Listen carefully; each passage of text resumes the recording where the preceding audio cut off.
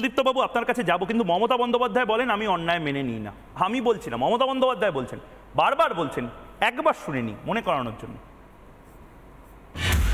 যারা মানুষের কাজ না করে নিজের কাজ করবে তাদের বলবো দয়া করে অনেক করেছেন, ঘরে বসে যান, এর থেকে বেশি আমরা কিছু চাই না। যদি কেউ অন্যায় করে থাকে, বিচারে প্রমাণিত হয়, তার দায়িত্ব সে নিজে নেবে। আপনারা জানেন জীবনে আমি কোনো অন্যায়কে কোনোদিন প্রশ্রয় দিইনি। আপনারা জানেন জীবনে আমি কোনো অন্যায়কে কোনোদিন প্রশ্রয় দিইনি। খুব ভালো কথা, কোনোদিন মমতা বন্দ্যোপাধ্যায় কোনো অন্যায়কে প্রশ্রয় দেননি, কিন্তু সুদীপ্তবাবু এই যে অন্যায়গুলো হয়ে যাচ্ছে বাংলার মানুষের সাথে, এটাকে তাহলে মমতা বন্দ্যোপাধ্যায় কেন প্রশ্রয় দিচ্ছেন? সন্দেশখালীর যে অন্যায়টা হয়েছিল, কেন মমতা বন্দ্যোপাধ্যায় প্রশ্রয় দিলেন? শেষ দিন অবধি শাহজাহানকে কেন ডিফেন্ড করে গেলেন?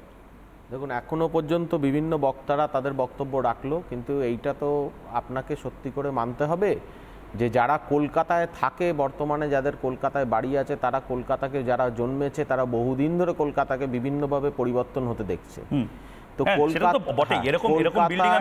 কলকাতায় এক অভূতপূর্ব স্থাপত্য শিল্প কলকাতায় আগে আমি অরিত্রর কথাটাতেই বলছি, আগে এখনো বলছি 100টা যদি বাড়ি থাকে তার মধ্যে 90টা বাড়ি দেখা যাবে কিছু না কিছু ডিভিয়েশন বা কিছু না কিছু অ্যাডিশন অল্টারেশন সেই বাড়িতে থাকে। বুঝলাম, ভারী ভারী ইংলিশ শব্দ বলছেন আপনাকে আমি একটা পরিষ্কার কথা বলছি, তাহলে কি বাড়ি তৈরি করার সময় কাউন্সিলররা কি টাকা তোলে? এই ধরনের যে অভিযোগ আছে, আজকে আপনি কি আজকে দেখছেন কলকাতাকে? এটা তো না, আমি নেতাজি যখন মেয়র ছিলেন বাড়িগুলো আছে, তখন কি হতো আমি জানি না, কিন্তু নেতাজি চেয়ারে যিনি মেয়র হয়ে বসেছেন, বাড়িটাকে কালকে তৈরির বাড়ি মনে হচ্ছে আপনার? বলুন, এই বাড়িটাকে কালকে তৈরির বাড়ি মনে হচ্ছে? হ্যাঁ, এই বাড়িটা কি কালকে তৈরি হয়েছে এরকম বাড়ি মনে হচ্ছে? এবার আমাকে এসআই ডেকে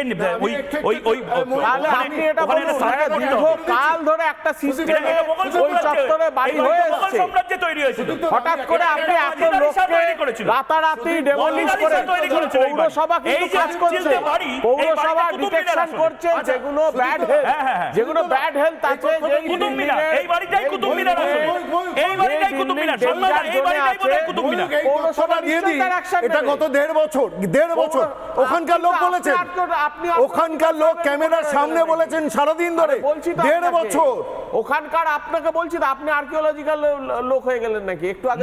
ওখানকার লোক বলছে 1.5 বছর হলো। সুদীপ্তদা সন্ময়দা ভুল বলছেন, এটা মোগল সাম্রাজ্যের সময়কার বাড়ি, আপনাদের দোষ নেই, এটাই আসলে কুতুব মিনার ছিল। শুনুন, একটা দেখুন, আপনিও জানেন না, আপনারা একটা অদ্ভুত ভাবে না বল পাস করার মতো একটা শিল্প শিখে গেছেন। আমি বলছি তো, ওই সিস্টেমে একটা চত্বরে বাড়ি হয়েছে, কিন্তু যেইগুলো ধরুন বাড়িগুলো খুবই নিম্নমানের আছে, যেই বাড়িতে ধরুন লাইফ হ্যাজার্ড হতে পারে, সেগুলো পুরসভা কিন্তু চেষ্টা করছে সেগুলোকে কি চেষ্টা করছে। ভ্যাকেন্সি করে আচ্ছা, আমাকে একটা কথা বলুন তো, আপনারা স্কেপগট করছেন কেন? আপনারা বলির পাঠা করছেন কেন? আপনারা বলুন, ইঞ্জিনিয়াররা কি সবকিছু জানে? না, কর্পোরেশনে যারা করনি তারা কি সবকিছু জানে? মেয়র জানে না, কাউন্সিলর জানে না, আর প্রথমত এই মেয়র কাউন্সিলর জানে না কেন? কি করে তারা সারাদিন ধরে? আপনাকে মানতে হবে, কি কাজ করে মেয়র সারাদিন ধরে? কি কাজ করে? না, এটা কাউন্সিলরের কি এমন ব্যস্ততা যে তার ওয়ার্ডে কি চলছে সেটা জানে না, অ্যাস্টন মার্টিন করে ঘুরে বেড়ায়?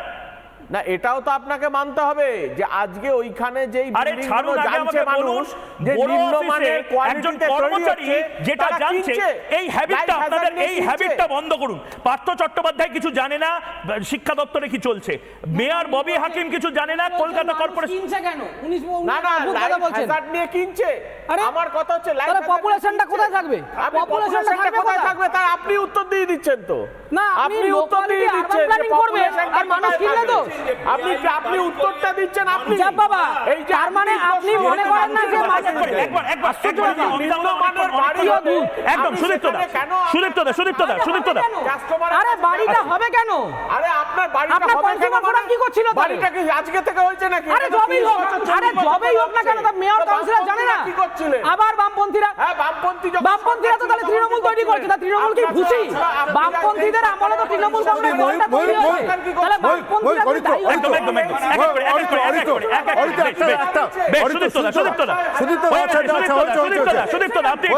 একটু থামুন, এক এক করে বলে নিন, তারপরে আমি অভিযোগের কাছে একদম সবাই একসাথে বললে শোনা যাবে না।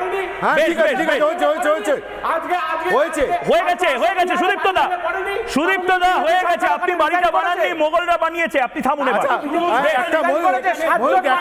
হয়ে গেছে বাড়ি একদম একদম একদম সন্দেশ খালি সাতজন মারা গেছে আচ্ছা। আপনি জানেন না বেশ বেশ হয়ে গেছে সন্ময়দা 30 সেকেন্ড নিন 30 সেকেন্ড নিন মারা গেছে বাড়ি ভেঙে আরে ঠিক আছে বেশ বেশ বেশ বেশ আস্তে আস্তে আস্তে সন্ময়দা বলে নিন আমি সবাইকে এক এক করে 2001 থেকে 2023 এই 23 বছরের মধ্যেখানে বিকাশ রঞ্জন ভট্টাচার্যর 5 বছর ছাড়া সুব্রত মুখার্জি তার আগে 5 বছর চালিয়েছেন, তারপরে শোভন চট্টোপাধ্যায় চালিয়েছেন, ববি হাকিম চালিয়েছেন। সব মিলিয়ে হিসেব করলে দেখা যাবে সব মিলিয়ে প্রায় 20 বছরের কাছাকাছি একটা বোর্ড সামলাচ্ছেন। এই বোর্ড আমি তর্কের খাতিরে ধরে নিলাম বামেদের আমলে প্রচুর ভুলভ্রান্তি হয়েছে। তো প্রশ্নটা হচ্ছে এই ভুলভ্রান্তি কাটানোর দায় কি ছিল? তৃণমূল বোর্ডের নয় না, তাছাড়া না না না না এক মিনিট, এই বাড়িটা যেটা ভেঙে পড়লো, যে বাড়িটা ভেঙে পড়লো,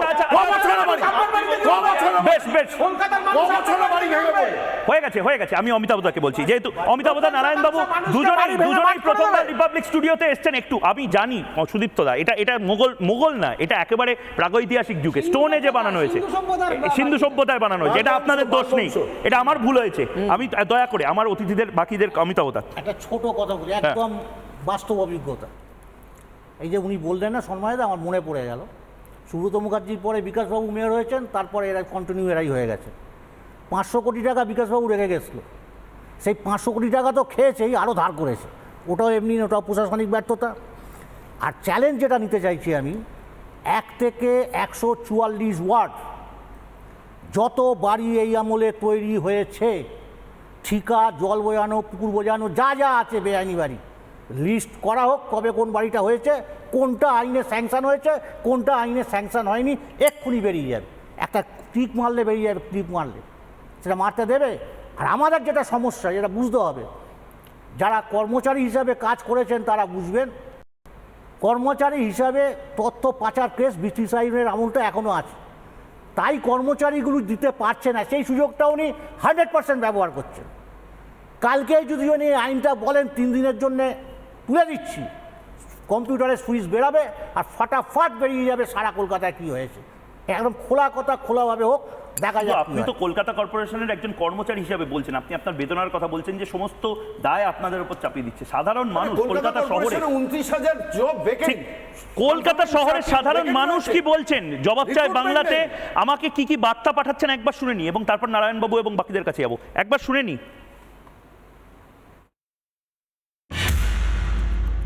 সব থেকে বড় ভয় কোথায় জানেন? ওই যখন পারমিশন নিতে যাই, যে কে কি চেয়ে বসছে, তাদের কি দাবি, ওই মেটাতে মেটাতে আমরা শেষ হয়ে যাচ্ছি। তা লিগাল ইলিগাল কোথায় বলবেন আপনি? যখন আমি পারমিশন করতে যাবেন, সেও নেবে, প্রমোটার নেবে, যারা ওখানটা ফেলবে তারাও নেবে, এগুলো সবাই জানে, তার মধ্যেও করতে হবে। চলছে দিদির রাজত্ব, সবাই বিশ্বাস করছে, কিন্তু এইভাবে 2 নম্বর যদি করে কি বলবেন বলুন? চিট করছে মানুষকে, কাজ সত্ত্বেও মানুষ ওখানে ভোট না দিতে পারলেও ভোট ওরা করে জিতে যাচ্ছে।